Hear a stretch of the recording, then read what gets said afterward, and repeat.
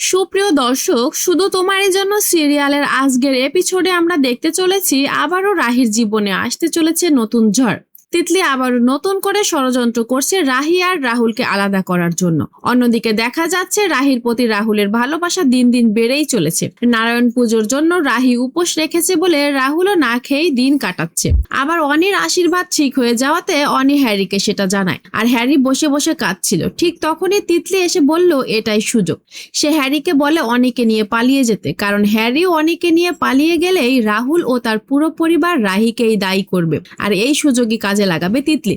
এদিকে জিয়া একটি women sports এর বিজনেস চালু করতে চাচ্ছে রাহুলকে দিয়ে, আর সেটার পুরো দায়িত্ব দিতে চায় রাহির উপর, যাতে সে রাহিকে ব্যস্ত রাখতে পারে আর রাহুলের কাছাকাছি থাকতে পারে সব সময়। কিন্তু রাহিও কম চালাক নয়, সে সেই বিজনেসের পুরো দায়িত্ব দিয়ে দেয় রাহুলের দিদি ভাইয়ের উপর, কারণ রাহুলের দিদি ভাই আগে থেকে স্পোর্টসের অন্তর্ভুক্ত ছিল আর ন্যাশনাল পর্যায়েও খেলেছে অনেকবার। তারপর দেখা যায় নারায়ণ পুজোর মাধ্যমে আজকের পর্বটি শেষ হয়। প্রিয় দর্শক, আজকে এই পর্যন্তই। শুধু তোমারই জন্য সিরিয়ালের অগ্রিম এপিসোডগুলো দেখতে আমাদের চ্যানেলটি সাবস্ক্রাইব করে সাথে থাকুন। ধন্যবাদ।